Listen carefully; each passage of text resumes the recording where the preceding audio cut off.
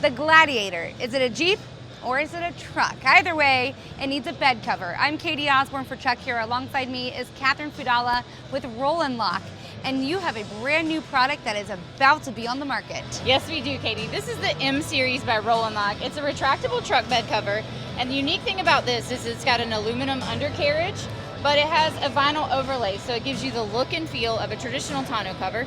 The Roll and Lock M Series has the most compact housing unit at 7¼ inches, so it doesn't tie up all your bed space. We know it has those aluminum slats and that vinyl, but what are some of the other pros to the product? Yeah, so the Roll and Lock M Series has a torsion spring, so it retracts very smoothly, so it's very easy to open.